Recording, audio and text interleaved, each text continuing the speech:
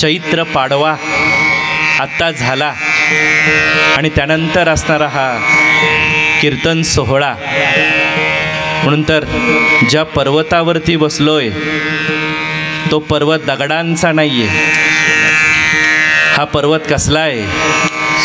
हा पर्वत सोन्याचा आहे. म्हणून 1 तोळा कितीनी? 1 तोळा आता 1 लाखानी.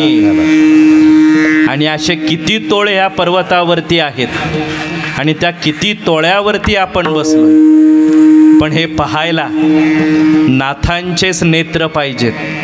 हे पाहायला अंतःकरणामध्ये भक्ती पाहिजे. म्हणून तर आज तुमचा आणि आपल्या सगळ्यांचाच आणि माझा सुद्धा आजचा दिवस हा साधा नाही. सोनियाचा दिनो आजी अमृते पाहिला. सोनियाचा दिनो आजी अमृते पाहिला. सोनियाचा दिनो आजी अमृते पाहिला. सोनियाचा दिनो आजी अमृते पाहिला. नाम आठविता रूपी प्रगट पैसाला. नाम आठविता रूपी प्रगट पैसाला. गोपाळा रे तुझे ध्यान लागो म्हणा. गोपाळा रे तुझे ध्यान लागो म्हणा. ध्यान लागो आम्हा. गोपाळा रे तुझे ध्यान लागो म्हणा. सोन्याच्या पर्वतावरती माऊली म्हणले सोन्याचा दिवस आहे. आणि आज सगळा खटाटोप त्या सोन्याच्या विटासाठी आहे. म्हणून तीच वीट त्याने पायाखाली घेतली आहे आणि त्या सोन्याच्या विटेमुळेच हा पर्वत सोन्याचा झालेला आहे. म्हणून या सोन्याच्या पर्वतावरती आज सोन्याचा दिवस आहे. आणि शेवटी आपल्याला सोन्याचं झाड बघायला आळंदीला जायचं आहे. म्हणून सगळं सोन्याचंच होणार आहे. कारण की इथं मोठा सोनार बसलेले आहेत आणि आपल्या सगळ्यांचं आयुष्य ते सोनेरी करणार आहे. पण हा अवतार कुणाचा? का आलो इथं? का या पर्वताला गर्भगिरी म्हणतात? कोण आहेत हे नाथ? सो घर भटका लेकिन नाथ घर अटका. म्हणले 100 घर फिरून आलो तरी पण हे नाथांचं द्वार ठोठवावंच लागतं. कारण की या नाथांशिवाय म्हणले पर्याय नाही. म्हणून तर आज हा दरबार कोणाचा आहे? हा दरबार नाथांचा आहे. झोळी घेऊन आलेत पण आपली झोळी भरणार आहेत ते हे नाथ आहे. म्हणून हा दरबारच नाथांचा आहे. आणि हा अवतार कुणाचा? शिरसिंधू परिसरी शक्तीचा कर्ण कुहरी. नेनोका श्री त्रिपुरारी सांगितला असे. त्या शिरसिंधूच्या परिसरामध्ये भगवान महादेव आणि पार्वती माता यांचा सुसंवाद चाललेला आहे. त्यावेळेस आदिशक्ती विचारतीये महादेवांना. म्हणले देवा काय म्हटले हे चाललंय तुमचं? महादेव म्हणले काय झालं पार्वती? म्हणले पहा ना देवा, सगळे देव कुठं राहतात आणि तुम्ही कुठे राहता? महादेव म्हणले काय झालं पार्वती?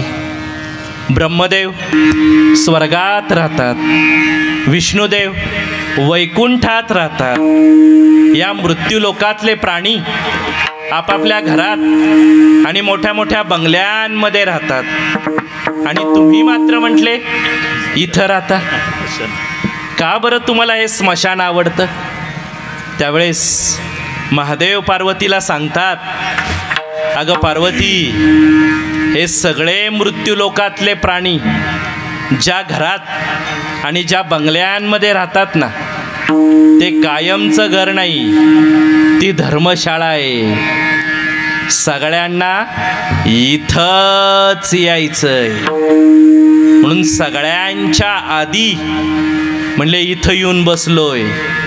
सगळ्यांच्या आधी आलोय ना, म्हणून माझं नाव काय आहे?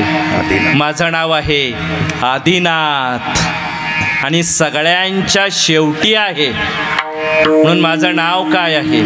माझं नाव आहे अमरनाथ. सगळ्यांच्या आधी आलोय, मी आदिनाथ आहे.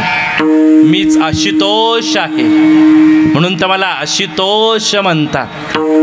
पण देवा, सगळे देव अंगाला चंदन लावतात आणि तुम्ही मात्र म्हणले ही राख लावता. का बरं तुम्हाला ही राख आवडती?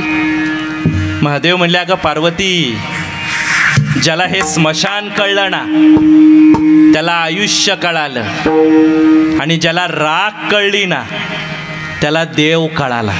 म्हणून तर हा राख शब्द म्हणले उलटा करा, काय होतो? राख आणि खरा. जो खरा आहे ना त्यालाच म्हणले ही राख कळती. म्हणून तर इथून काय घेऊन जायची घरी? राखच घेऊन जायची. म्हणून तर ही राख साधी नाही, आणि हे स्मशान साधं नाही. या स्मशानीचं सुख काय सांगू पार्वती तुला? स्मशानीचे आमा न्याहाळीचे सुख, स्मशानीच आमा न्याहाळीचे सुख. या नावे या नावे स्मशानीचे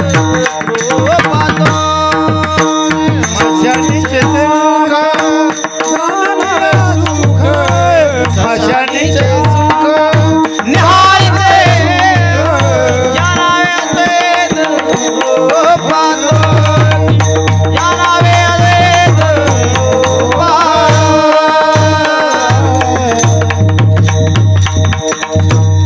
काय या स्मशानीचं सुख सांगू? अगं, ज्याला हे स्मशान कळलं ना त्याला आयुष्य कळालं, आणि ज्याला ही राख कळली ना त्याला देव कळाला. पण देवा, तुमचं जे रूप आहे म्हणले अतिशय विलक्षण असं रूप आहे. महादेव म्हणले, काय झालं पार्वती? म्हणले, पहा ना देवा, तुम्हाला डोळे किती?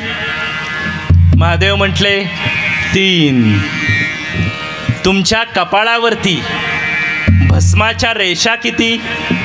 महादेव म्हटले, 3. तुमचा जो त्रिशूळ आहे त्याला टोकं किती? महादेव म्हटले, 3.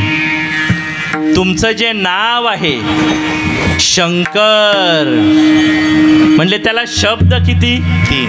महादेव म्हटले, 3. आणि तुम्हाला जे आवडतं ते बेलाचं पान, त्या बेलाला पानं किती? महादेव म्हटले, 3. माझ्या भोळ्या शिवशंकरा, माझ्या भोळ्या शिवशंकरा, आवड तुला बेलाची, बेलाच्या पानाची रे पानाची, बेलाच्या पानाची. गळ्यामध्ये रुद्राक्षाच्या माळा, गळ्यामध्ये रुद्राक्षाच्या माळा, लाविले भस्म कपाळा, लाविले भस्म कपाळा. माझ्या भोळा शिवशंकरा, माझ्या भोळा शिवशंकरा, आवड तुला बेलाची, बेलाच्या पानाची, बेलाच्या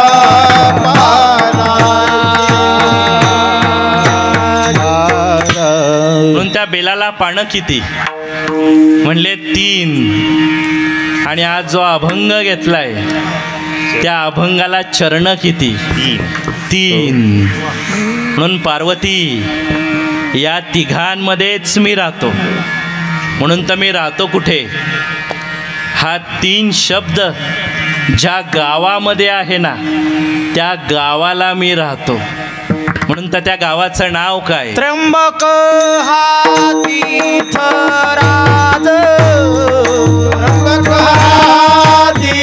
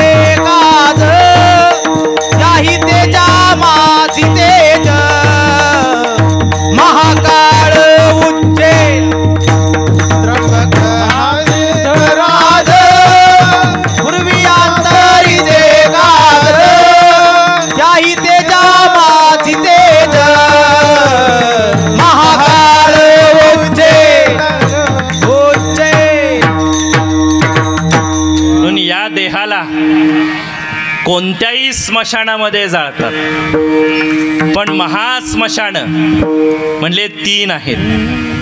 पहिला आहे ते म्हणजे काशी, दुसरा आहे ते म्हणजे गया, आणि तिसरा आहे ते म्हणजे त्र्यंबकेश्वर. म्हणून तर नारायण नागबळी, उदक शांती आणि काल सर्प या सगळ्या शांती कुठं केल्या जातात? या महा स्मशानांमध्ये केल्या जातात.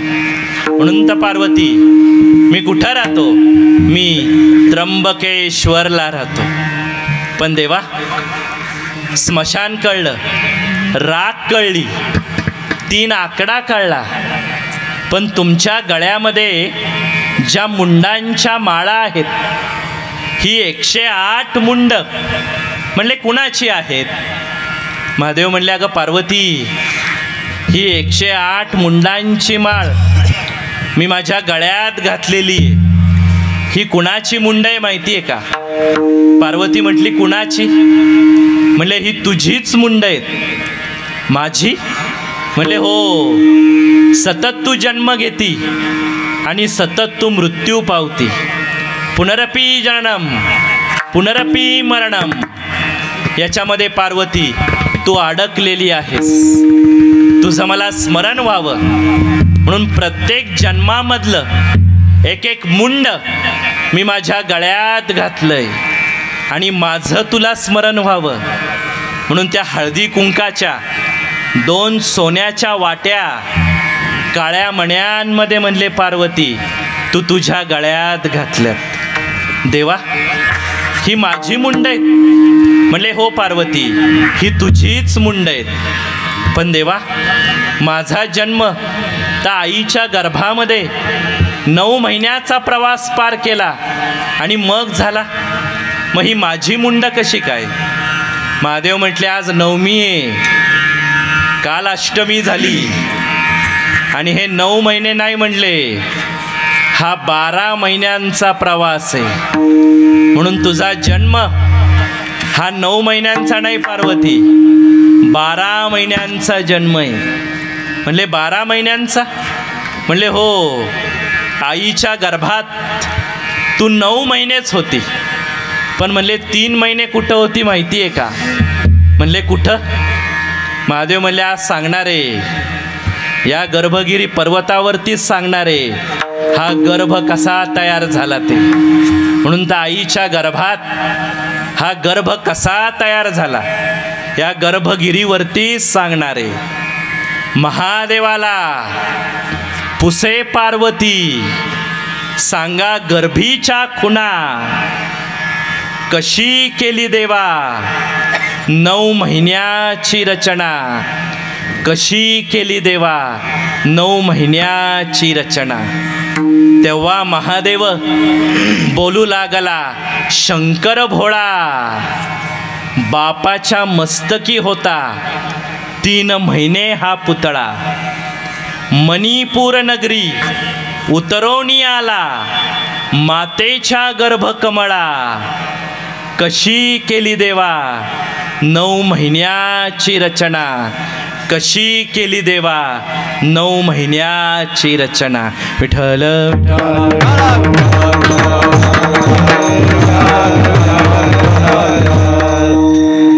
देवा, बापाच्या मस्तकात 2 भुयांच्या मध्ये जे मणिपूर नावाचं चक्र आहे, त्या चक्रामध्ये म्हणले तू 3 महिने वास करत होती, आणि ते चक्र उतरून मग तू आईच्या गर्भकमळामध्ये आली. म्हणून तर हा गर्भ झाला तरी कसा तयार? नाथ सांगतात, रक्तबिंदू वारा मास याचा बनला असे गोळा, पहिल्या मासी गोळा, दुसऱ्या मासी शीर जाणा. म्हणून तर रक्तबिंदू मासा वारा याचा गोळा तयार झाला. म्हणून आईच्या गर्भात म्हणले पहिलं काय तयार झालं, म्हणून त्या गर्भाची निर्मिती कशी झाली. नाथ महाराज सांगतात, चिंचेच्या पानावरी बांधिले देऊळ, आधी कळस मग पाया. म्हणले चिंचेच्या पानावरती देऊळ बांधायचंय. आणि ते देऊळ कसं बांधायचंय? आधी कळस मग पाया. मग हे चिंचेचं पान म्हणजे काय आणि हे देऊळ म्हणजे काय? हे चिंचेचं पान म्हणजे आईचा गर्भ आहे आणि हे देऊळ म्हणजे हा देह आहे. तुका म्हणे कैसा बैसन्यासी ठाव जठरी बाळावाव एकाएकी. अरे म्हणले आईच्या गर्भात हा एवढा मोठा देह मावला तरी कसा? म्हणून तर देऊळ बांधताना आधी कळस का आधी पाया? म्हणले देऊळ बांधताना आधी पाया आहे. पण आईच्या गर्भात सगळं उलट झालं. अहो हा दरबार कोणाचा आहे? नाथांचा आहे. आणि त्यांची खून कशी आहे? नाथाच्या घरची उलटीच खून, नाथाच्या घरची उलटीच खून. पाण्याला मोठी लागली तहान, पाण्याला मोठी लागली तहान. नाथाच्या घरची उलटीच खून, नाथाच्या घरची उलटीच खून. पाण्याला मोठी लागली तहान, पाण्याला मोठी लागली तहान. आजी म्या एक नवल देखी, आजी एक नवल देखिले, आजी म्या एक नवल देखिले, आजी एक नवल देखिले, आजी म्या एक नवल देखिले, आजी म्या एक नवल देखिले. वळसणीचे पाणी आढ्यासी, वळसणीचे पाणी आढ्यासी. उलटीच खून, नाथाच्या घरची उलटीच खून. पाण्याला मोठे लागली तहान, लागली तहान. नाथांच्या घरची उलटीच खून, पाण्याला मोठी लागली तहान. आत घागर, घरातली गागर नाही सांगितली, बाहेरची गागर नाही सांगितली. आत घागर आहे, एक नाही 3 घागरी आहेत. ही एक घागर आहे, ही एक घागर आहे आणि ही एक घागर आहे. म्हणून आज मी एक नवल देखिले, वळचणीचे पाणी आढ्याला लागले. म्हणून आईच्या गर्भात पहिले पाय नाही, पहिलं डोकं तयार झालं. म्हणून तर कुंकू कुठं लावायचं? कपाळावरती. बुक्का कुठं लावायचा? कपाळावरती. भंडारा कुठं लावायचा? कपाळावरती. का बरं कपाळ? कपाळ म्हणजे काय? कपाळ म्हणजे बुद्धी. आणि बुद्धी म्हणजे काय? बुद्धी म्हणजे श्री गणेश आहे. म्हणून तर पहिली पूजा कुणाची? गणपतीची. हृदयामध्ये कोण आहेत? आत्माराम आहे. तैसा हृदयामध्ये मी रामू. त्याची हरणं पाण्याच्या वरती आली. एक तोंड होतं या गर्भगिरीवरती सांगतोय गर्भातल्या बाळाचं, आणि दुसरं तोंड होतं त्या आईचं.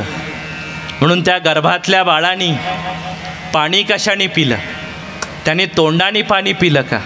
म्हणले नाही नाही, त्या गर्भातल्या बाळाने त्या नाळेच्या मार्फत, त्या प्लॅसेंटाच्या थ्रू म्हणले त्या गर्भातल्या बाळाने पाणी पिलं. म्हणून त्या नाथ महाराज म्हणले दू तोंडे हरणे पाण्यावरी आली, मुखाविन पाणी प्याली रे. पाषाणाची सांगड मृगजळ डोही, वांजेचा पुत्र पोहला रे. तिला वांज म्हटले. जिला मुलं होत नाही ती वांज नाही म्हटले.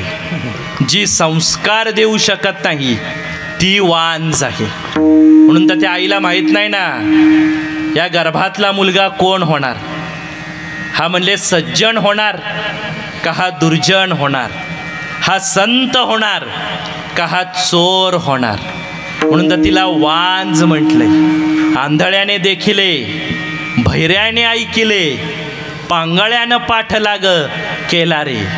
एका जनार्दनी एक पण विनवी, हरीच्या नामे तरलो रे, हरीच्या नामे तरलो रे. विठ्ठल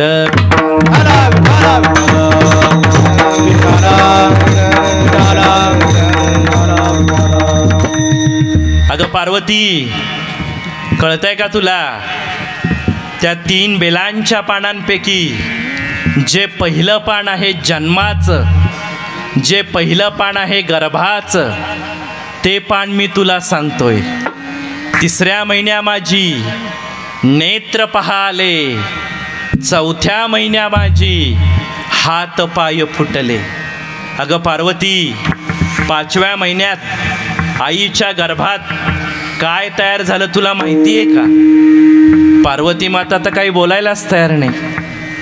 अगं पार्वती, कळतंय का तुला मी काय सांगतोय? पार्वतीचा काहीच हुंकार नाही, पण त्या ठिकाणी दुसराच आवाज महादेवांना आला. लक्षात आलं, म्हणले हा आवाज पार्वतीचा नाहीये, दुसरेच कुणीतरी म्हणले हुंकार देत आहे.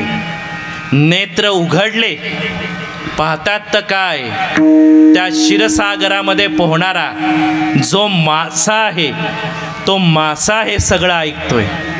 आणि त्या माशानीच, त्या माशाच्या अंगामधूनच एक बीज प्रकट झालं आणि त्या बीजानीच कवी नारायणांचं रूप धारण केलं. आदिनाथ ओमा बीज प्रगटले, आदिनाथ ओमा बीज प्रगटले, मच्छिंद्राला तले स्थिती, मच्छिंद्राला तले स्थिती. आदिनाथ उमा बीज प्रगटले, आदिनाथ उमा बीज प्रगटले, मच्छिंद्राला तले मच्छिंद्राला धरले सहज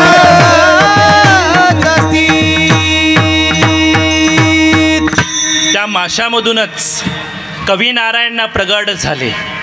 त्या माशामध्ये असणारा आदिनाथ आणि उमा यांचं बीज त्या ठिकाणी प्रगट झालं आणि कवी नारायणांचा अवतार झाला. महादेवांना सांगतात आहेत, आदिशक्तीला निद्रा लागली. तुम्ही सांगत होते सगळं तत्वज्ञान, म्हणले वाया चाललं होतं. तेव्हा मी ते ग्रहण केलंय आणि ते ग्रहण करून या मृत्यूलोकामध्ये ते मी प्रसारित करीन. महादेव म्हणले, कवी नारायणा, हे सगळं तुम्ही चोरून ऐकलंय, म्हणून ज्यावेळेस मुख्य वेळ येईल त्यावेळेस मायेचा तुम्हाला आलंबन बसेल आणि हे सगळं तत्वज्ञान तुम्ही विसरून जासाल. देवा, माझ्यावरती कृपा करा आणि हे सगळं तत्वज्ञान या मृत्यूलोकामध्ये जाऊ दे. तेव्हा महादेवांनी सांगितलं की तुम्ही गुरुशिष्य परंपरा म्हणले चालू करा. आणि ज्यावेळेस गुरुशिष्य परंपरा चालू होईल तेव्हा या तत्वज्ञानाचं संक्रमण होईल. विठ्ठल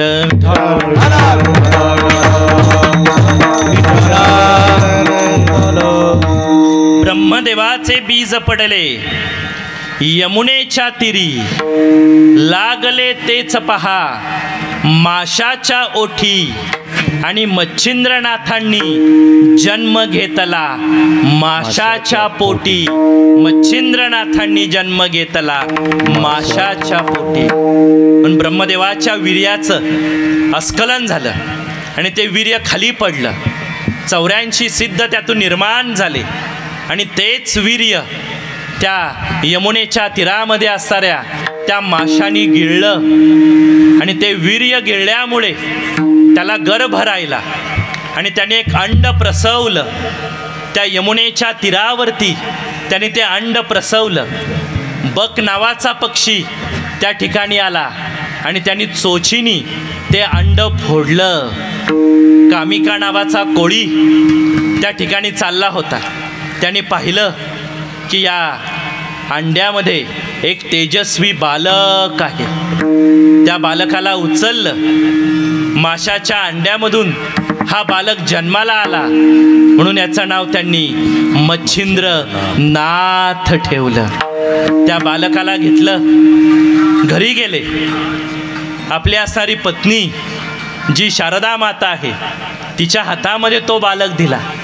निपुत्रिक आणि वांज असणारी ती पत्नी, तिने त्या बालकाला छातीला लावलं तर त्या पत्नीला पान्हा फुटला. अवे नाथ काय करत नाही, सुलट्याचं उलटं करतात आणि उलट्याचं सुलटं करतात. म्हणून तर त्या वांजेला पान्हा फुटला.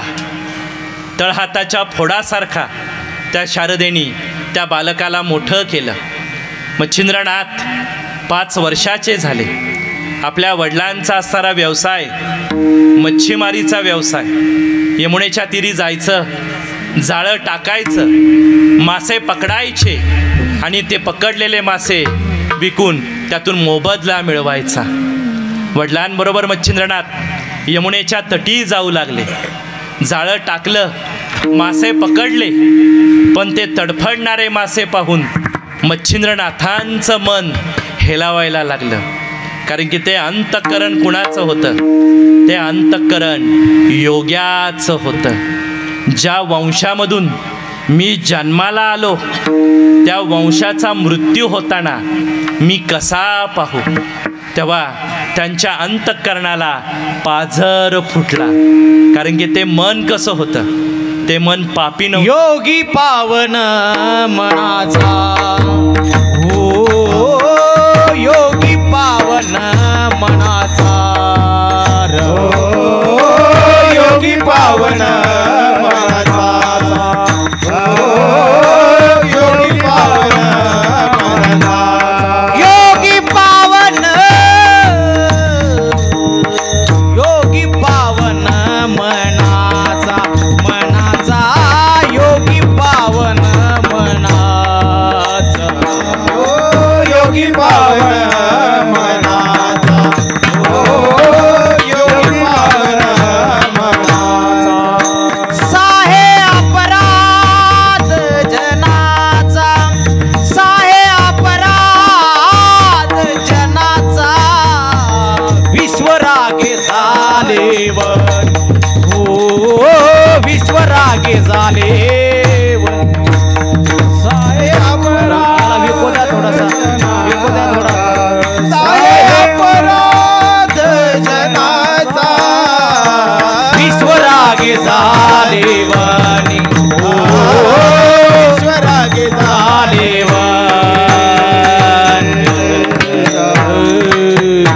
पण यांचं मन कसलं होतं? योगी पावन मनाचा. त्या मनाला दुःख झालं म्हणून सगळे मासे उचलले आणि पुन्हा यमुनेच्या तीरामध्ये सोडून दिले. कामिका नावाचा कोळी परत पळत आला. अरे म्हणले मच्छिंद्रा, तू जर असे मासे पुन्हा सोडून दिले तर आपण खायचं काय? आपला काय व्यवसाय आहे? आपण कोण आहे? आपण कोळी आहोत. म्हणून तर हे नाथ म्हणले जन्माला कुणाच्या घरात आले? म्हणले कोळ्याच्या घरामध्ये आले. वाढला कोळ्याच्या घरी, जन्म घेतला माशा उदरी. वाढला कोळ्याच्या घरी, जन्म घेतला माशा उदरी. फिरला तो दारोदारी, कृपा त्यांची भक्तावरी. आय नवे ना माय नवे या जन्मासाठी, आय नवे ना माय नवे या जन्मासाठी. मच्छिंद्रनाथांनी जन्म घेतला माझ्याच्या पोटी, मच्छिंद्रनाथांनी जन्म घेतला माझ्याच्या पोटी. अलख निरंजन, अलख निरंजन, अलख निरंजन, अलख निरंजन, अलख निरंजन, अलख निरंजन, अलख निरंजन, अलख निरंजन, अलख निरंजन, अलख निरंजन.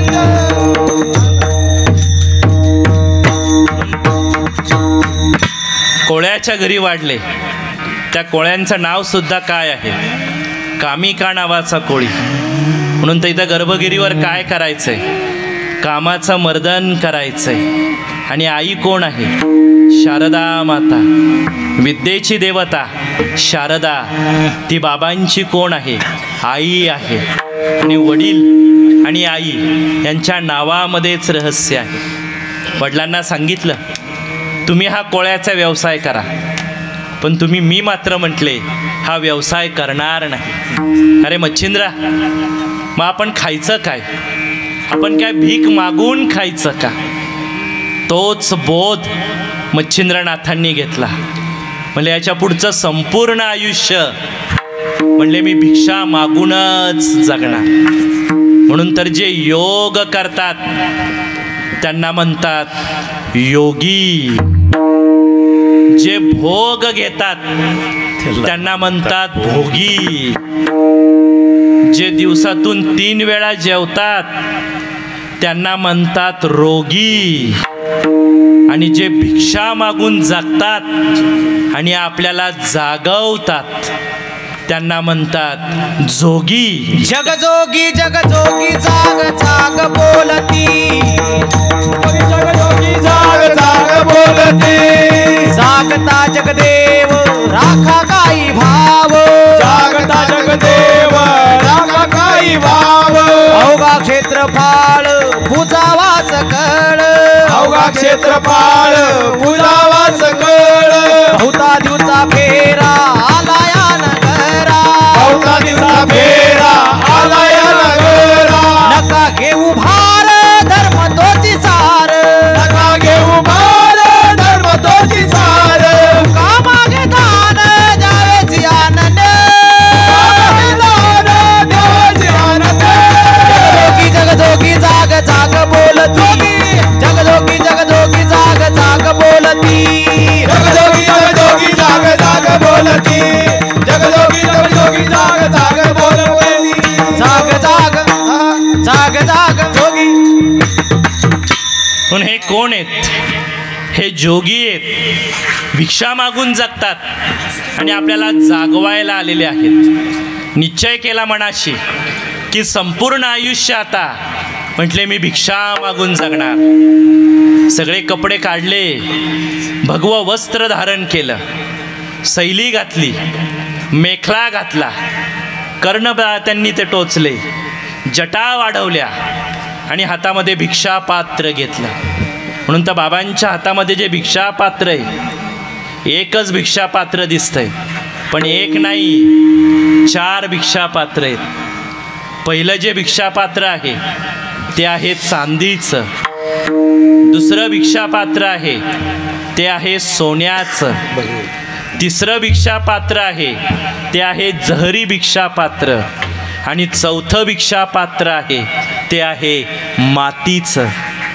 म्हणून जे चांदीचं भिक्षा पात्र आहे ना त्याने अष्टसिद्धी मिळतात, जे सोन्याचं भिक्षा पात्र आहे त्यांनी ब्रह्मविद्या मिळती, जे जहरी भिक्षा पात्र आहे जी मनामध्ये इच्छा कराल ते म्हणले सगळं मिष्टान्न त्या भिक्षा पात्रामध्ये प्रगट होतं. आणि चौथं भिक्षा पात्र आहे ते कोणतं आहे? ते मातीचं आहे. ते कशासाठी? ते या शरीरासाठी. म्हणून तर भिक्षा पात्र धारण केलं आणि म्हणले आता संपूर्ण आयुष्य भिक्षा मागून जगायचं. म्हणून तर हे कोण झाले? हे जोगी झाले. आणि हे नुसते जोगी नाही तर बुवा जोगी झाले. आणि हे कोण आहेत? हे अनंत युगाचे तीत आहेत. त्यांच्या कमरेला काय आहे? त्यांच्या कमरेला शिंगी आहे. म्हणून ते हे बुवा जोगी कुठालचे आहेत? हे अनंत युगाचे अतीत आहेत. अलख निरंजन योगी, अलख निरंजन योगी, बुवा जोगी, बुवा जोगी, बुवा जोगी, हो अनंत युगाचा अंकित, दोन्ही डोळे पवन सुत, जोळी शिवली सप्त धातुत, चौषधीची लावली विभूत, बुवा जोगी,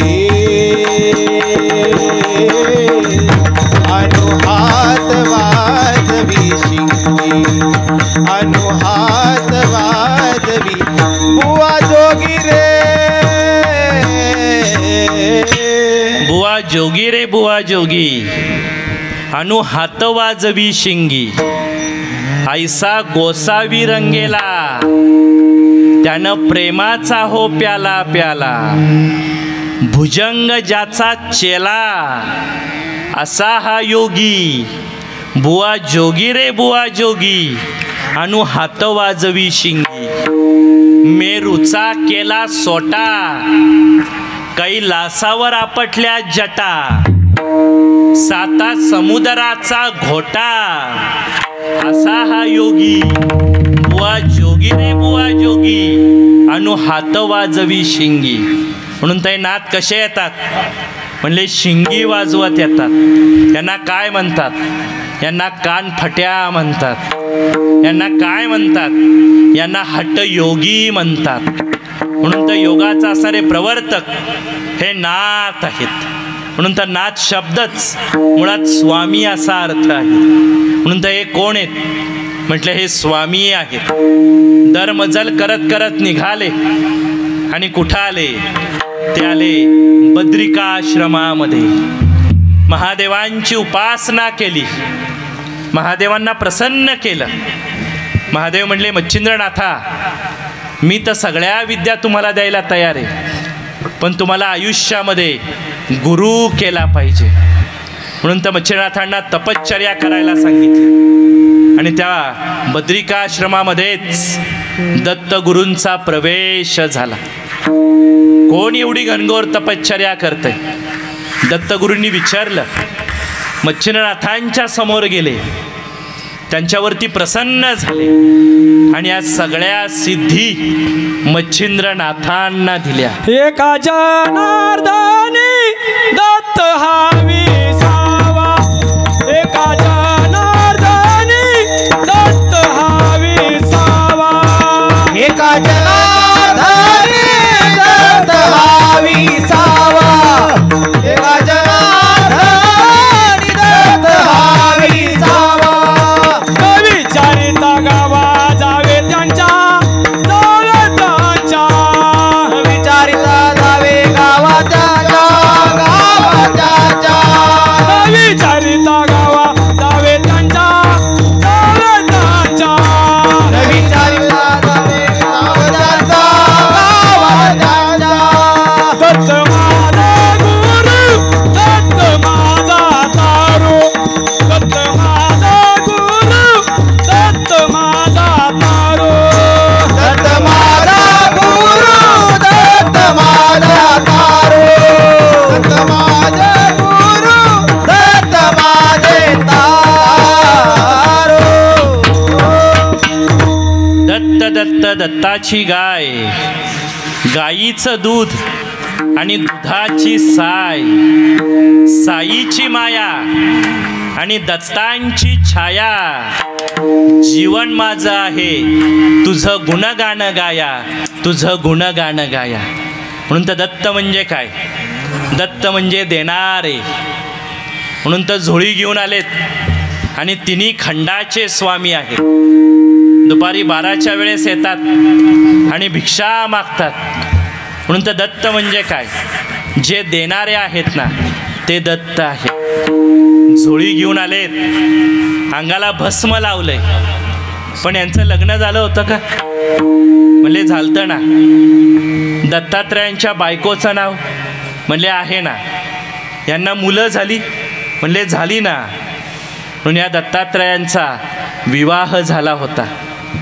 दत्तात्रयांची जी बायको आहे तिचं नाव आहे अनघा लक्ष्मी. म्हणून तर कॅलेंडरमध्ये अनघा लक्ष्मी नावाचं व्रत आहे आणि ही अनघा लक्ष्मी दत्तात्रयांची बायको आहे. दत्तात्रयांना मुलं झाली ना. किती? 1 2 3 नाही 8 मुलं झालीत.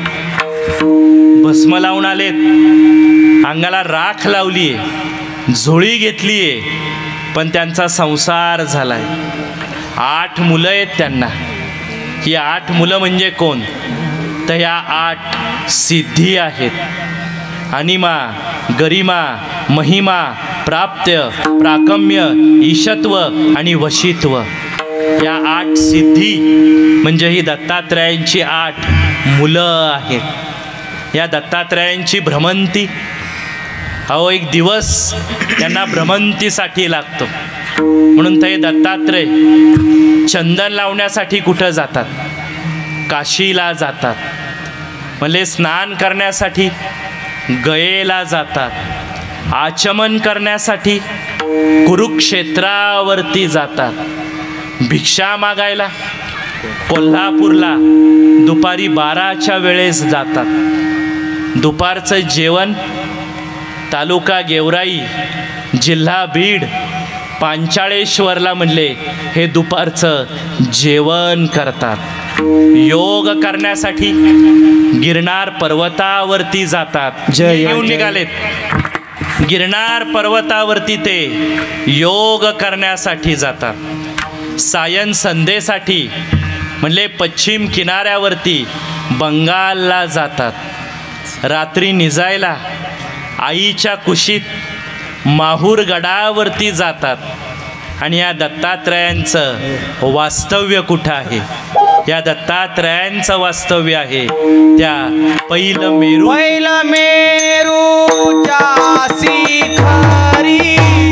पहिलं मेरूच्या शिखरी.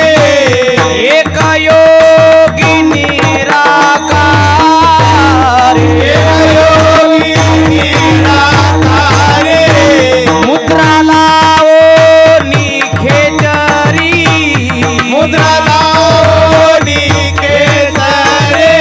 प्राणायामी बैसला.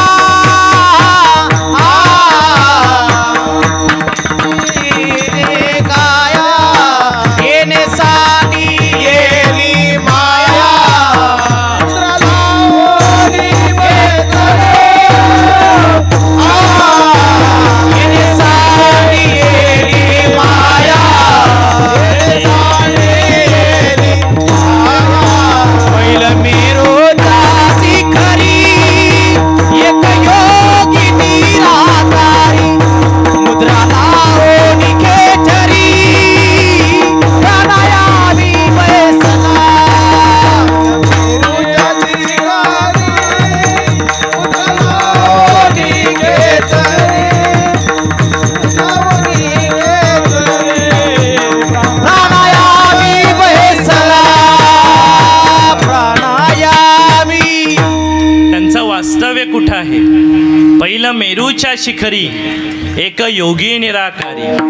मुद्रा लावणी खेचरी. ब्रह्मानंदी डोलत.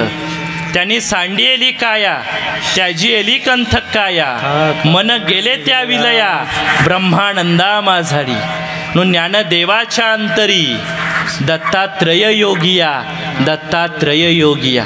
म्हणून त्या दत्तात्रयांचं वास्तव्य कुठं आहे? त्या मेरूच्या पर्वतावरती आहे.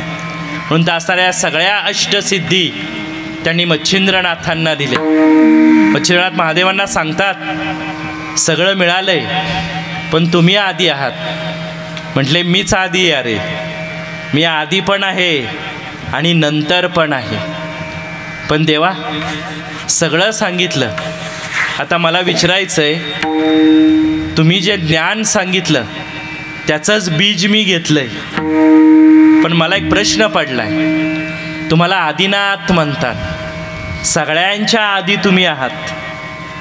मग देवा तुमच्या आधी कोणतरी असणार ना. अरे काय झालं मच्छिंद्रा? म्हणले बरोबर आहे, तुमच्या आधी कोण आहे? माझ्या आधी. तुमच्या वडिलांचं नाव काय? महादेव म्हटले माझ्या वडिलांचं नाव, माझ्या वडिलांचं नाव ब्रह्मदेव. मग तुमच्या आजोबांचं नाव काय? म्हणले माझ्या आजोबांचं नाव, माझ्या आजोबांचं नाव विष्णुदेव. मग तुमच्या पंजोबांचं नाव काय?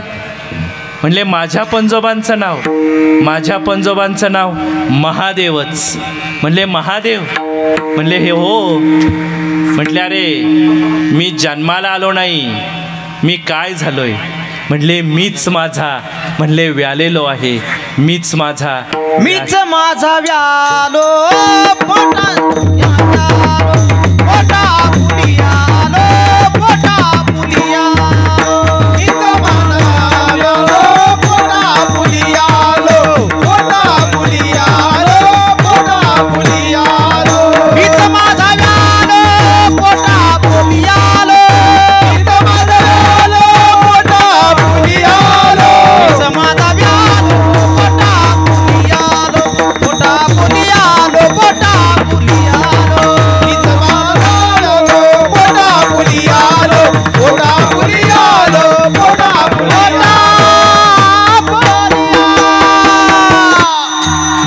माझा व्यालोय आणि मीच माझ्या पोटाला आलोय, म्हणून तर मी सगळ्यांच्या आधी आहे, म्हणून तर मला आदिनाथ म्हणतात.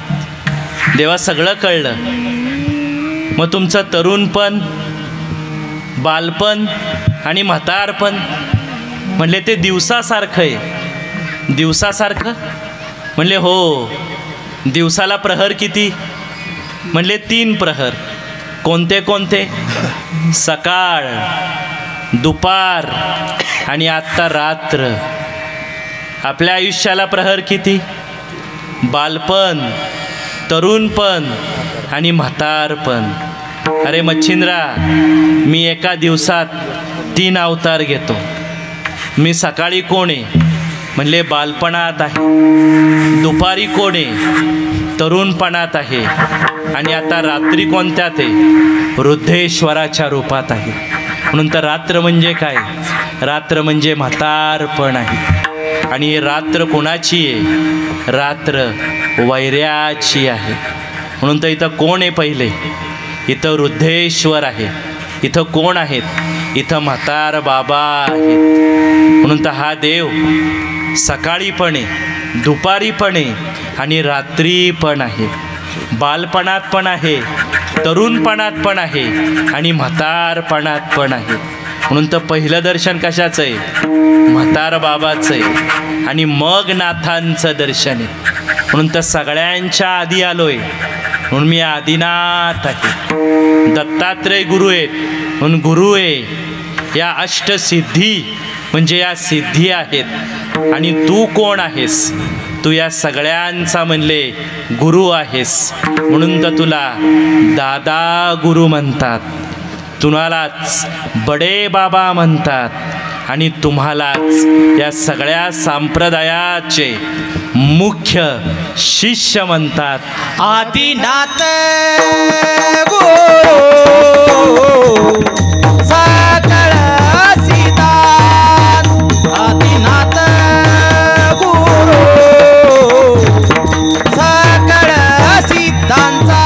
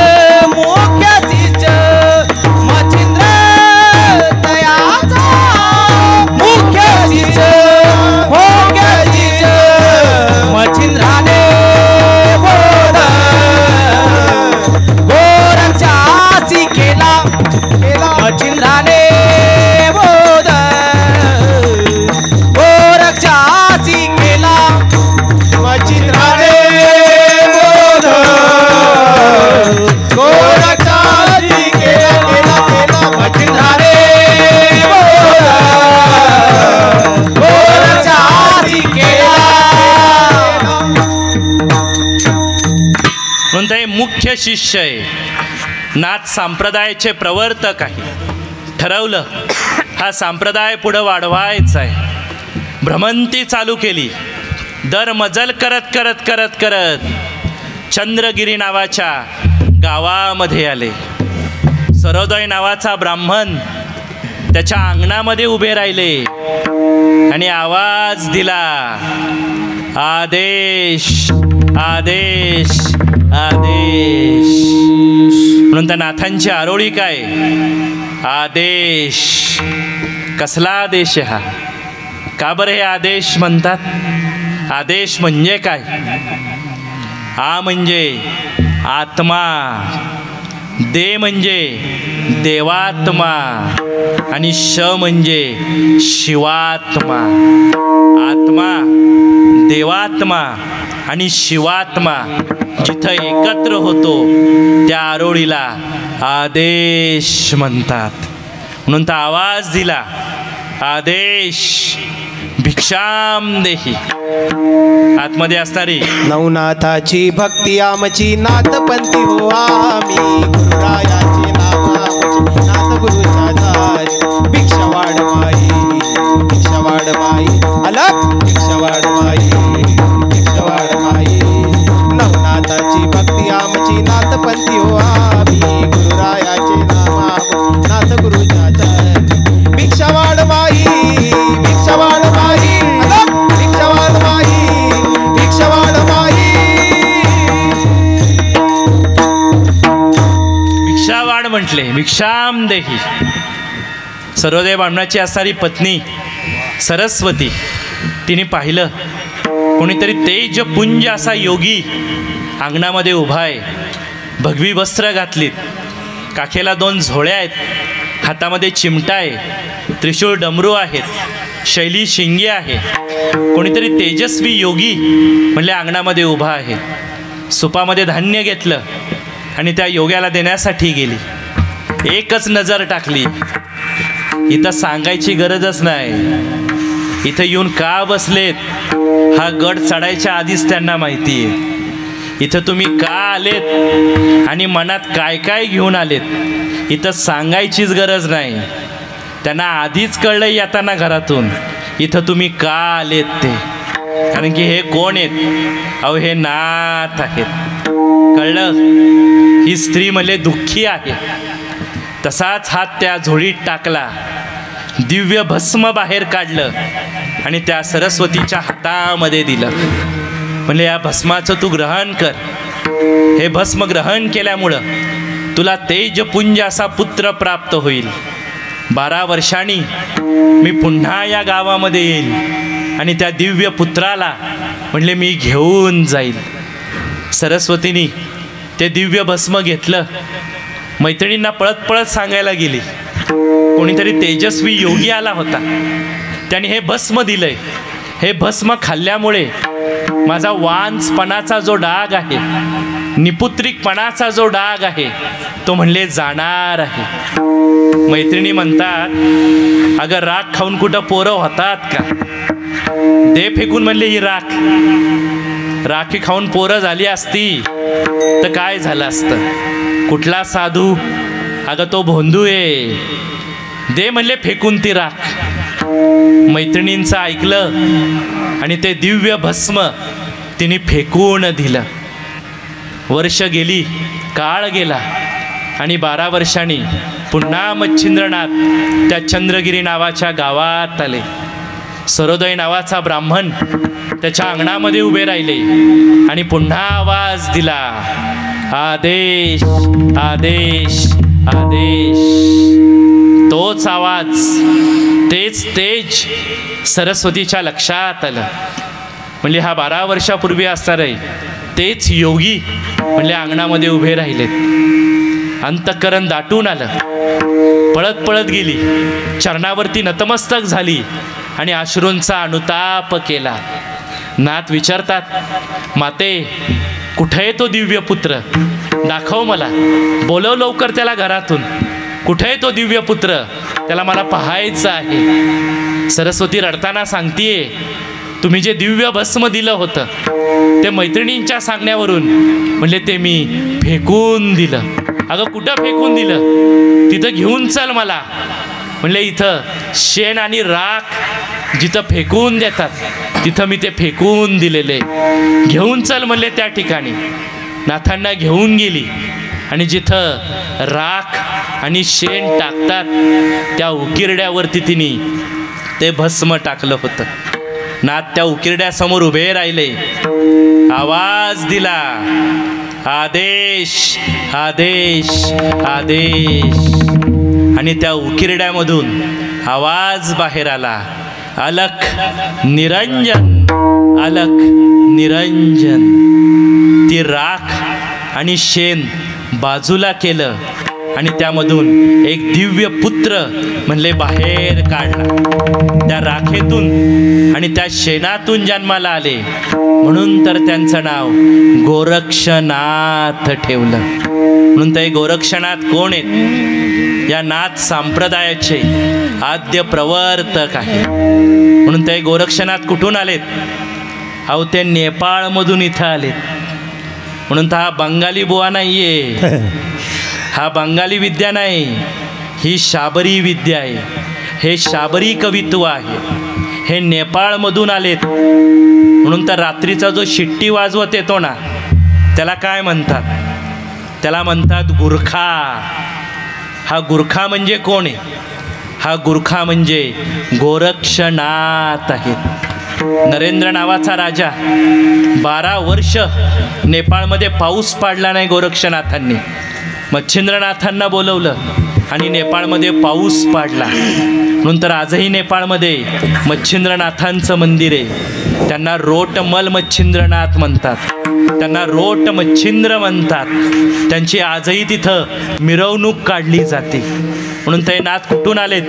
अहो ते नेपाळमधून आले. म्हणून तर हा देह जाळला, याची काय तयार झाली? याची राख तयार झाली. म्हणून यांनी काय केलंय? राखेतून जीव जन्माला घातलाय.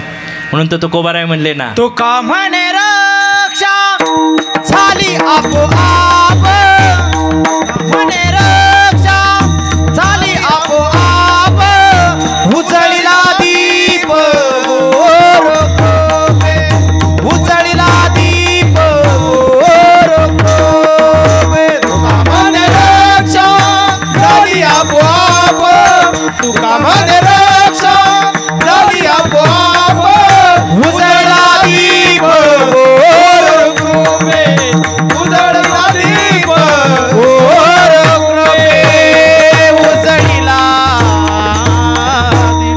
म्हणून त्या राखेतून जीव जन्माला घातला. असे हे नाथ आहे. सगळं जाळलं, हा देह जाळला, त्याची राख तयार झाली आणि या राखेतून हा जीव जन्माला आलाय. म्हणून गोरक्षनाथ साधे नाही. गाव कोणतं? गोरखपूर.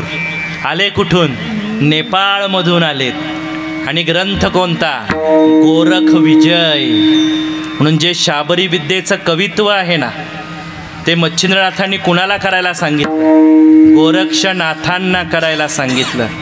म्हणून तर नाग अश्वत्थाच्या वृक्षाखाली बसून या शाबरी विद्येचं त्यांनी कवित्व केलेलं आहे. संजीवनी मंत्र त्यांनी सिद्ध केलेला आहे. म्हणून ते गोरक्षनाथ साधे नाही. त्यांना काय म्हणायचंय? त्यांना म्हणायचंय गोरखराया. गोरखराया, गोरखराया, गोरखराया, गोरखराया, गोरखराया, गोरखराया, गोरखराया, गोरखराया. तान उदकासी लागली लागली, गोरखराया, गोरखराया, गोरखराया, गोरखराया. पाण्यात हिंडतो ससा, रानात धावतो मासा, गोरखराया, गोरखराया, गोरखराया, गोरखराया. गोरखराया, गोरखराया, तहान उदकासी लागली, जमिनीवरच चाले मासा, पाण्यामध्ये पवतो ससा. गोरखराया, तहान उदकासी लागली, आंधळ्यानं ग्रंथ वाचिला, भैर्यानं अर्थ सांगितला. गोरखराया, तहान उदकासी लागली, गायीनं व्याघ्र मारिला, शेळीनं लांडगा हरिला. गोरखराया, तहान उदकासी लागली, पद्मनाभाची उलटी वाणी, गेले सद्गुरु होऊनी. गोरखराया, तहान उदकासी लागली. अरे पाण्यालाच पाण्याची तहान लागली आहे. म्हणून इथं सुलट काय नाही, इथं सगळं उलट आहे. आणि ती राखच इथं भेटते. आणि या राखेनेच इथं म्हणले फरक पडणार. म्हणून तिला उदी म्हणतात, तिलाच दया म्हणतात. म्हणून तर आज हा कसला दरबार आहे? ह्या राखेनेच फरक पडलाय आणि या राखेतूनच जीव जन्माला आलाय. म्हणून तर गोरक्षनाथ कोण आहेत? अहो हे आद्य प्रवर्तक आहेत. आपल्या गुरूंना ज्यांनी आपला डोळा काढून दिला ते हे गोरक्षनाथ आहे. तेव्हा तो बोध केला ना, परीक्षा घेतली. गुरु म्हणजे श्रद्धा, गुरु म्हणजे आदर, गुरु म्हणजे जणू आईचाच पदर, गुरु म्हणजे संकटकाळी बाहेर पडण्याचा मार्ग, गुरु म्हणजे वाहणारा निस्वार्थ ओढा, आणि गुरु म्हणजे आयुष्यभर असणारा शिष्याची साथ. म्हणून तर हे गुरु आहेत, गुह ज्ञान देणारे आणि ऋषिकेशाची भेट घडवणारे. म्हणून तर डोळा काढून दिला, स्त्री राज्यामध्ये गेले आणि आपल्या गुरूंना त्यांनी परत आणलं. म्हणून तर श्री राज्यामध्ये जेव्हा गेले तेव्हा मच्छिंद्रनाथ मायावी रूपात तिथं राहिले. कलिंगा नावाची नर्तकी, तिला सांगितलं माझ्या गुरूंना त्या स्त्री राज्यातून पुन्हा बाहेर आणायचं, मी तुझ्याबरोबर येतो. कलिंगाने सांगितलं, म्हणजे या स्त्री राज्यामध्ये फक्त स्त्रियांनाच प्रवेश आहे, पुरुषांना प्रवेश नाही. गोरक्षनाथ म्हणले ठीक आहे, गुरुसाठी एवढंच करायचं आहे ना.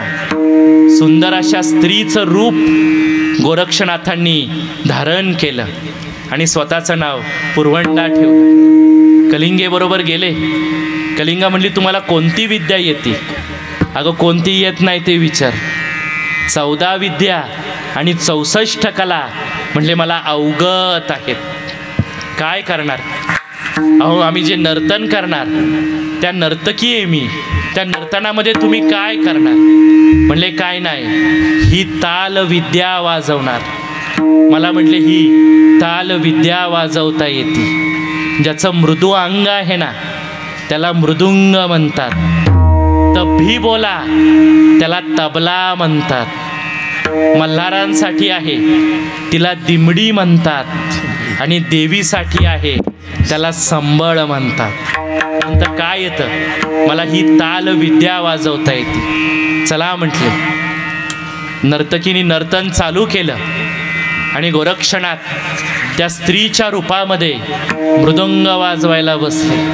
पहिली थाप टाकली, अहो सगळी झाडं डोलायला लागली. ती थाप काय साधी होती का? आणि त्या मृदुंगामधून त्यांनी बोल बाहेर काढले. चल मच्छिंदर गोरखाया, चल मच्छिंदर गोरखाया. म्हणून तर त्या स्त्री राज्यामधून ते घेऊन आले. कारण ती कलिंगा कोण होती? नर्तकी होती. नर्तकी शब्द उलटा करा, काय होतो? नर्तकी आणि कीर्तन. हे कधी होतं? इथं म्हणले नर्तन नाही, इथं परिवर्तन आहे. कीर्तन सांग, कीर्तन सांग, कीर्तन सांग, कीर्तन सांग, कीर्तन सांग, कीर्तन सांग, कीर्तन सांग, कीर्तन सांग. होय अंग हरी रूप, होय अंग हरी रूप. कीर्तन सांग, कीर्तन सांग, कीर्तन सांग, हरी रूप, होय अंग हरी रूप. कीर्तन सांग, कीर्तन सांग, कीर्तन सांग, कीर्तन सांग. श्री राज्यामधून आपल्या गुरूंना बाहेर आणलं, पण तो मीननाथ सुद्धा बरोबर होता. त्या माया रूपामध्ये झालेला तो पुत्र की ज्याचं नाव मीननाथ आहे. येताना त्या मैनावती राणीने मीननाथाच्या आशेपोटी एक सोन्याची वीट दिली होती आणि तीच वीट घेऊन नाथ पुन्हा निघाले. बरोबर असणारे गोरक्षनाथ, मीननाथ दरमजल चालत चालत निघाले. गोरक्षाला सांगतात खरंच तू माझा शिष्य आहेस, म्हणून तर सगळी विद्या म्हटले मी तुला दिलेली आहे. पण आता एक काम करायचं आहे, एवढं घनदाट अरण्य आहे, इथं कोणी दरोडेखोर तर नाही ना? गोरक्षनाथ काहीच बोलायला तयार नाही. अरे गोरक्षा मी काय विचारतोय तुला, इथं कोणी दरोडेखोर नाही ना? मगासपासून 2दा विचारलं मी तुला. एवढं घनदाट जंगल आहे, इथं कोणी दरोडेखोर नाही ना? गोरक्षनाथ काहीच बोलायला तयार नाही. म्हणले यांना दरोडेखोरांची भीती. तेव्हा कळलं त्या मायानगरीमधून मायासुद्धा बरोबर आणलेली. आणि म्हटले मी या विधीसाठी जाऊन येतो, तोपर्यंत मला या झोळीवरती लक्ष ठेव. झोळीत काय होती? गोरक्षांनी पाहिली तर ती सोन्याची वीट होती. या विटेमुळेच दरोडेखोरांना भीती वाटते यांना.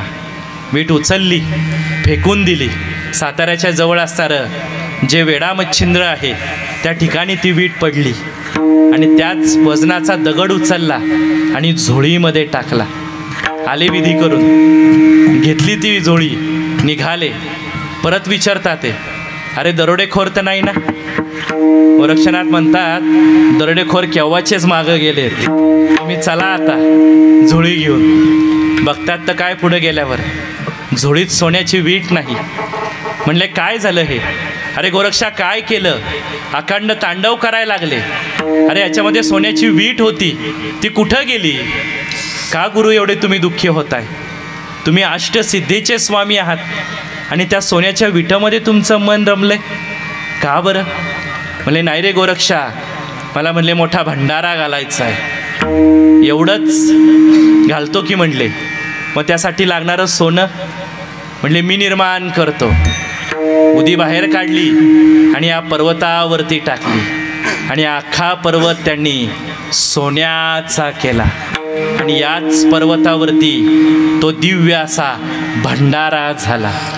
गुरु भक्तीचा छंद लागला, गुरु भक्तीचा छंद लागला, आवडे ना गुरु विना कोणी बाई ग, आवडे ना गुरु विना कोणी बाई माझ, बाबा सारखा नाही कोणी बाई माझा ग, बाबा सारखा नाही कोणी बाई माझा ग, बाबा सारखा नाही कोणी. म्हणून हा दिसायला पर्वत दगडाचा दिसतोय, पण नाथांनी हा सोन्याचा केला. त्यासाठी ते नेत्र पाहिजेत. त्या भावानी इथं या, तुम्हाला हा गड सोन्याचाच दिसणार. आणि या ठिकाणी म्हणले त्यांनी हा भंडारा घातला. 33 कोटी देवांना इथं बोलवलं. म्हणून हा पर्वत साधा नाही, अहो इथं अन्नदान झालंय. इथंच मला दीक्षा दिली आहे, इथंच मला रुद्रेश्वर आहे. हा पर्वत साधा नाही, या पर्वतावरती सूर्यकुंड आहे. म्हणून तर त्या कुंडामध्ये या 33 कोटी देवांनी म्हणले स्नान केलेलं आहे. अहो तूप येणारी कोंडाई देवी सुद्धा आहे. इथं बाल गोरक्षाची मूर्ती सुद्धा आहे. म्हणून तर हा पर्वत साधा नाही, हा पर्वत सोन्याचा आहे. म्हणून तर त्या सगळ्या 33 कोटी देवांना बोलवलं आणि या ठिकाणी भंडारा घातला. उपचार वसूंना बोलवलं, भैरवांना बोलवलं, त्यांना क्षेत्रपाल केलं इथं. आणि या सगळ्या 33 कोटी देवांना म्हणले हे आमंत्रण दिलं. असे हे गोरक्षनाथ आणि मच्छिंद्रनाथ त्यांनी हा पर्वत सोन्याचा केला. आणि याच पर्वतावरती गहिनीनाथांची त्यांना आठवण झाली. कारण की गोरक्षनाथांनी या गहिनीनाथांना उत्पन्न केलं होतं. दरमजल करत करत ज्यावेळेस गोरक्षनाथ कनकगिरी नावाच्या गावामध्ये गेले, तेव्हा तिथं लहान मुलं म्हणले मातीची बैलगाडी बनवत होती. बैलगाडी बनवली, पण गाडीवाला मात्र बनवता येत नव्हता. तेव्हा कोणीतरी योगी म्हणले मंत्राचा उच्चार करतोय आणि ध्यानस्थ बसलाय. तेव्हा त्या सगळ्या बालगोपाळांनी योग्याला सांगितलं, मातीची बैलगाडी बनवली आहे, पण गाडीवाला मात्र बनवता येत नाही, तुम्ही आम्हाला तो बनवून द्या. तेव्हा गोरक्षनाथांनी त्या मातीचा पुतळा तयार करायला सुरुवात केली. आणि पाहता पाहता तो मातीचा पुतळा हाडामासाचा झाला. आणि त्या हाडामासाच्या पुतळ्यांचंच नाव गहिनीनाथ ठेवलं. म्हणून तर मच्छिंद्रनाथांनी हे दीक्षा गोरक्षनाथांना दिली. आणि गोरक्षनाथांनी हीच दीक्षा याच पर्वतावरती सटवाईच्या गुहेमध्ये गहिनीनाथांना दिली. तेच महाराज दुसऱ्या चरणात सांगत मच्छिंद्राने बोध गोरक्षाशी केला, मच्छिंद्राने बोध गोरक्षाशी केला, मच्छिंद्राने बोध गोरक्षाशी केला, मच्छिंद्राने बोध गोरक्षाशी केला, मच्छिंद्राने बोध गोरक्षाशी केला, मच्छिंद्राने बोध गोरक्षाशी केला, मच्छिंद्राने बोध गोरक्षाशी केला, मच्छिंद्राने बोध गोरक्षाशी केला, मच्छिंद्राने बोध गोरक्षाची केला गोरक्ष वळला गह्यानी प्राती मच्छिंद्रांनी बोध गोरक्षाची केला गोरक्ष वळला गह्यानी प्राती गोरक्ष वळला गह्यानी प्राती गोरक्ष वळला गह्यानी प्राती हे मच्छिंद्रांनी बोध गोरक्षाची केला मच्छिंद्राने बोध गोरक्षाची केला मच्छिंद्राने बोध गोरक्षाची केला मच्छिंद्राने बोध गोरक्षाची केला गोरक्षाची केला. गहिनीनाथ निघाले दरमजल करत करत ही दीक्षा घेऊन नाशिक जिल्ह्यात आले.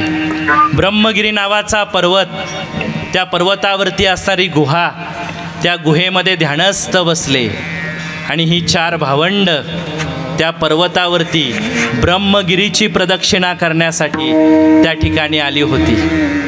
एकच आरोळी उठली, वाघ आलाय वाघ आलाय वाघ आलाय.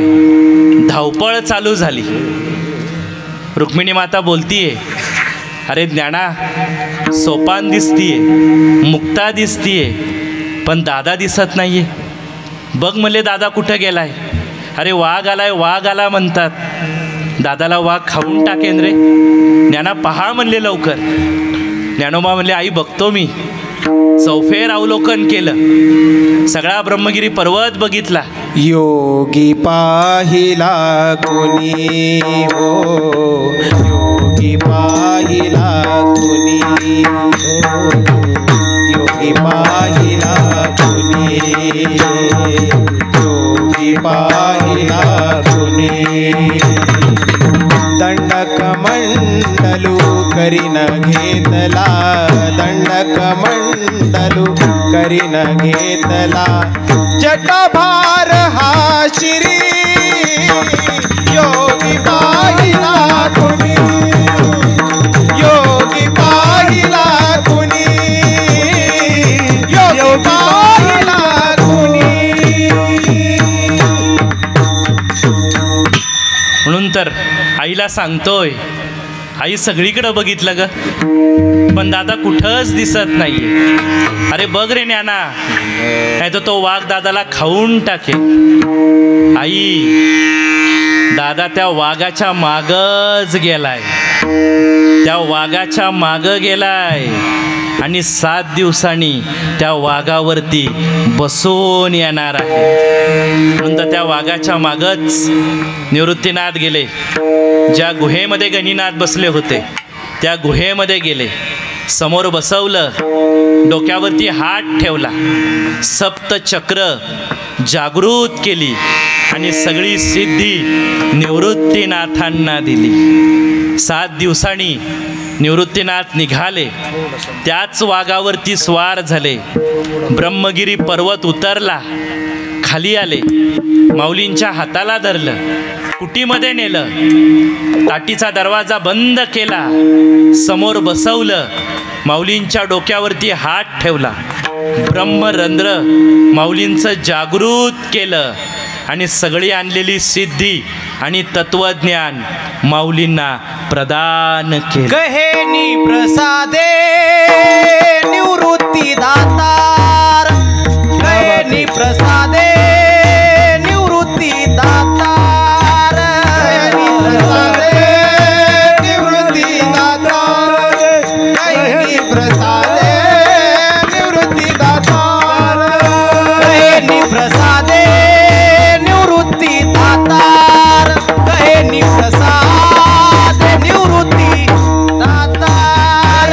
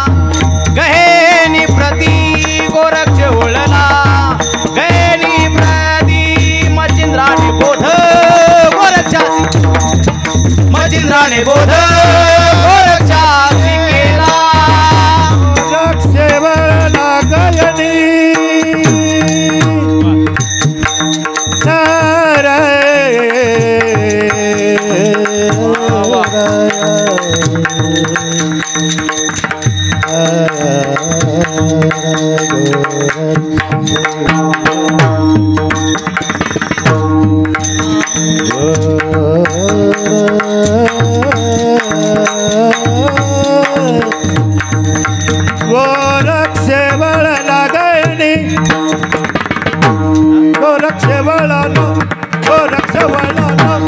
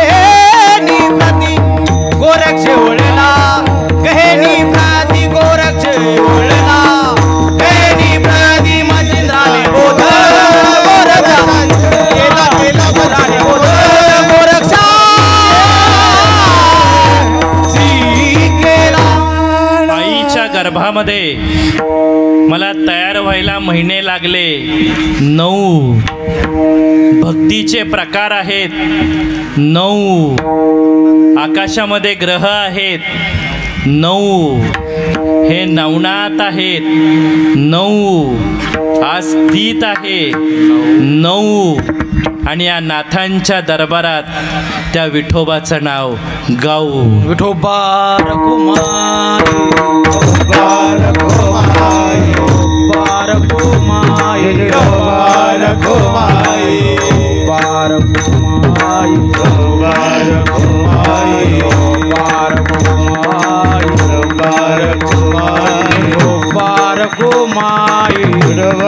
हरी हरी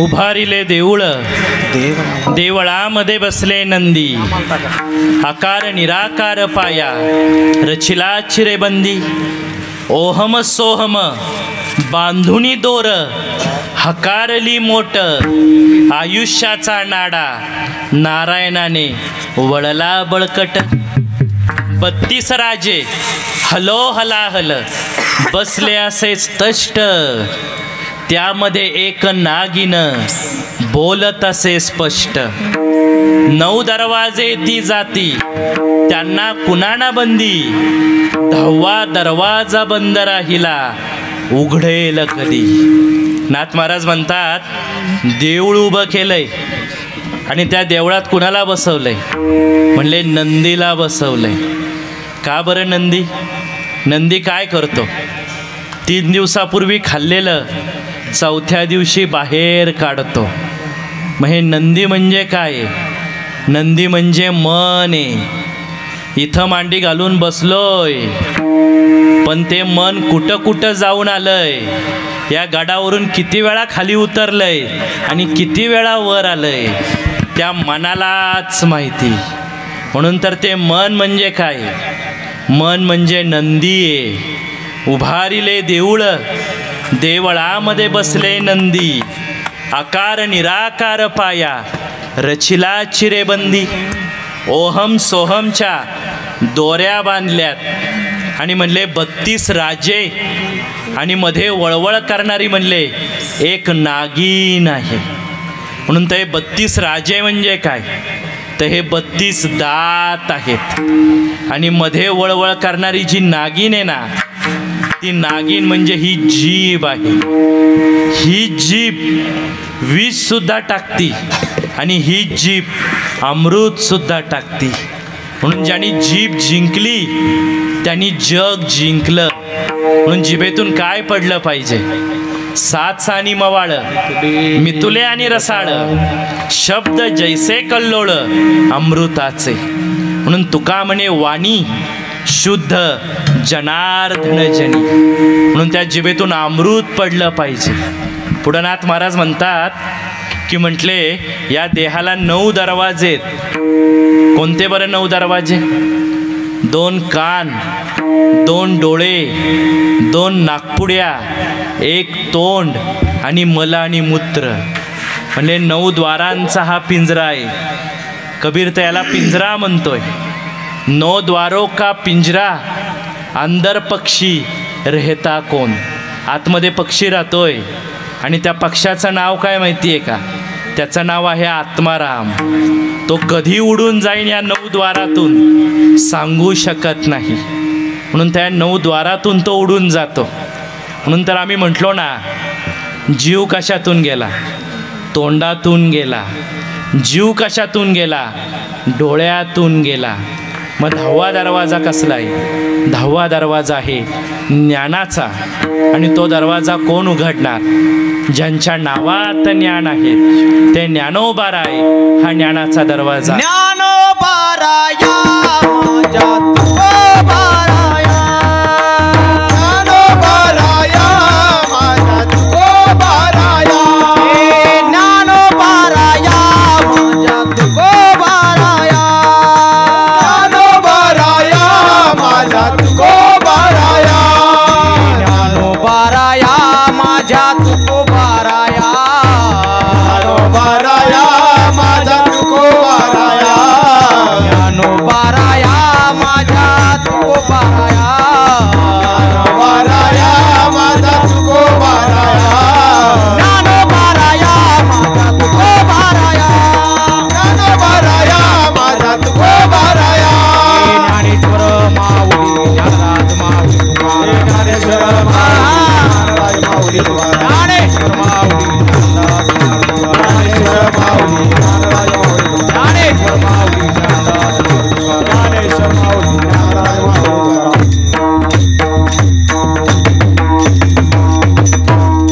झालेली सेवा नाथांच्याच समाधीवरती दवण्याच्या रूपामध्ये समर्पित करूया. आज नाथांची आपल्यावरती कृपा व्हावी. झालेली सेवा नाथांच्या चरणी समर्पित करतो.